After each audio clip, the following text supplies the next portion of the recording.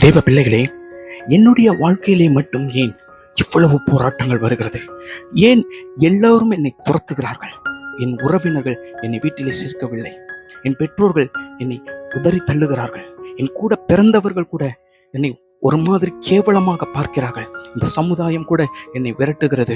என்னுடைய நண்பர்கள் இப்பொழுது எனக்கு பகைஞர்களாய் மாறிவிட்டார்கள். எல்லாரும் என்னை சுற்றிலும் எதிரிகளாய் காணப்படுகிறார்கள்.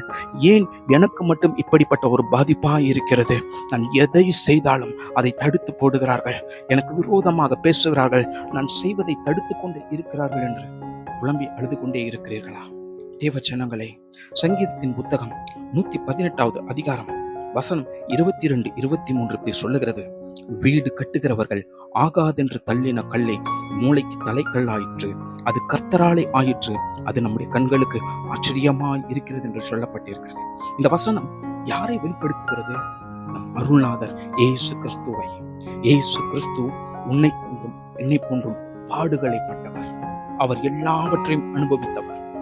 நீங்கள் மாத்திரம் நான் மாத்திரம் சொல்லிக்கொண்டே இருக்கிறோமே, ஏன் எனக்கு இந்த போராட்டம், எனக்கு இந்த போராட்டம், ஏன் எல்லாரும் என்னை தள்ளிக்கொண்டு இருக்கிறார்கள் என்று சொல்லி இயேசு கூட தமக்கு சொந்தமானவர்களை தம்முடைய சொந்தக்காரர்களால், அவருடைய சொந்த மக்களால் புறக்கணிக்கப்பட்டார்.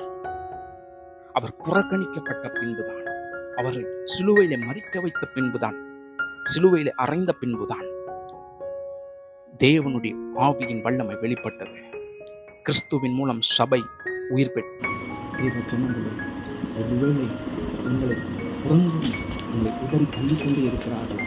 உங்களுக்கு எல்லாவற்றையும் புறக்கணித்துக் கொண்டே இருக்கிறார்களா? கண் கலங்க வேண்டாம். புறக்கணிக்கப்பட்ட இயேசு மகிமையாய் காணப்பட்டது போல அந்த தேவனுடைய மகிமை உங்கள் மேல் இறங்கும். நீங்களும் அப்படியே காணப்படுவீர்கள். இன்றைக்கு தள்ளப்பட்டவர்கள் தான் தேவன் உங்களை எடுத்து நிறுத்துவார். இயேசு கிறிஸ்துவின் வல்லமை உங்கள் மேல் இறங்கும். அந்த மகிமையை நீங்கள் காண்பீர்கள். உங்கள் மூலமாக எழுப்புதல் உண்டாகும். நீங்கள் இழந்ததை எல்லாவற்றையும் திரும்ப திரும்ப பெற்றுக்கொள்வீர்கள். எல்லாவற்றிலும் பூரிப்படைவீர்கள். பரிபூரணமாக்கப்படும். தேவனுடைய மகிமை உங்கள் மூலமாக வெளிப்படும். கர்த்தர் உங்களை எடுத்து நிறுத்துவார். பயப்படாதீர்கள்.